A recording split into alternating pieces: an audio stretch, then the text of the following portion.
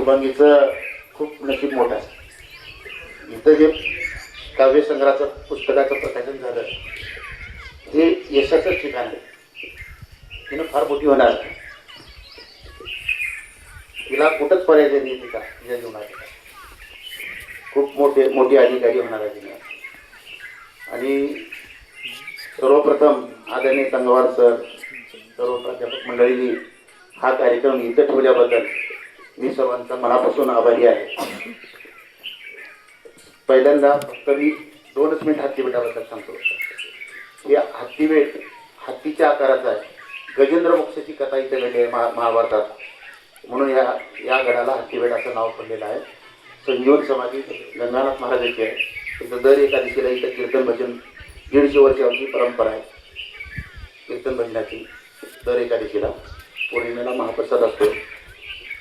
तर पूर्ण ओसाड होतं हे हत्तीबेट. 30,000 झाडं लावलं आपण. आणि राज्य शासनाचा संत तुकाराम वनग्राम योजनेचा 10 लाख रुपयाचा पुरस्कार मुख्यमंत्री पृथ्वीराज चव्हाणच्या हस्ते आम्हाला मिळाला.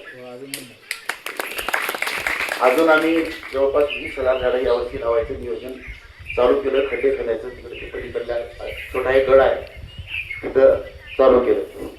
सर्व देवतांनी इथं तपश्चर्या जप तप ध्यानधारणा केलेलं ठिकाण आहे. गुहे कोरलेले, त्या गुहेत ऋषीमुनी लोक तपश्चर्या करत होते.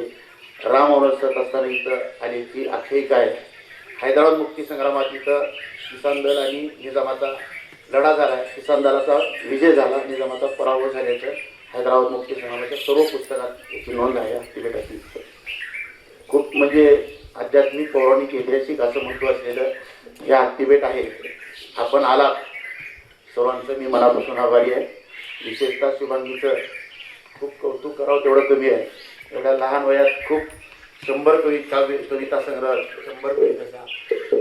तर आदरणीय पाटील साहेबांनी आर्थिक मदत देऊन तिला बळ दिल्याबद्दल आदरणीय पाटील साहेबांचे पुन्हा एकदा आभार मानतो. सर्वांचे आभार म्हणून धन्यवाद.